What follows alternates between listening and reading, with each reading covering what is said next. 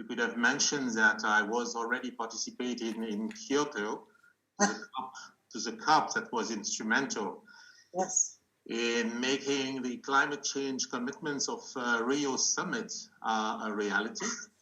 And I continued, in fact, to be involved in many of those issues along the years. But I understand today we are speaking about COP26. Yes. So, dear friends, first I'd like to make maybe some points, and after that I'm also available, like my colleagues, to address eventually some questions.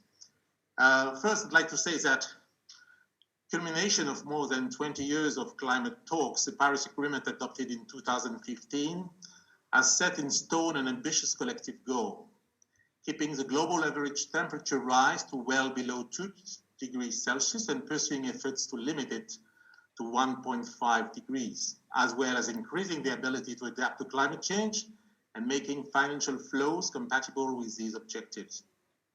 Almost 6 years later, much remains to be done, unfortunately. The efforts made so far have not sufficiently reversed the trend of global greenhouse gas emissions. According to the IPCC's sixth assessment report just released, the situation is even alarming. And the IPCC expects lasting atmospheric warming of 1.5 degrees Celsius around the early 2030s, so much earlier than anticipated and much stronger. However, it still indicates that there is still a possible pathway to limit global warming at this level as provided for by the Paris Agreement. That does require immediate action to reduce emission and phase out fossil fuels. During COP26, France, alongside with all its EU partners, will call on all parties to the Paris Agreement to submit national determined contribution and long-term strategies in line with a pathway limiting atmospheric warming to 1.5 degrees Celsius.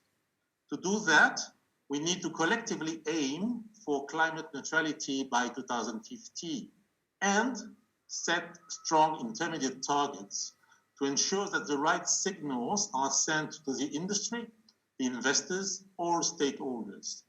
They need certainty and clarity on government's commitment to do what they do best: innovate, create, boost technologies, making change happen. Building on its long-term commitment to ensure the success of climate negotiations, the European Union has already acted and made strong reinforced commitments. To ensure climate neutrality by 2050 and listening to the experts, but also to industry, which is requesting clear plans and targets, the EU has stepped up its ambition for the coming decade, aiming to reduce its greenhouse gas emissions by at least 55% by 2030, compared to 1990 levels. Moreover, in order to ensure certainty, previsibility, and to encourage action, these goals for 2030 and 2050 have been incorporated into the first EU climate law, a regulation strengthening governments to help achieve the goals, which already took effect in July 2021. Action is already being taken. The overarching goal for 2030 will now be implemented across a legislative package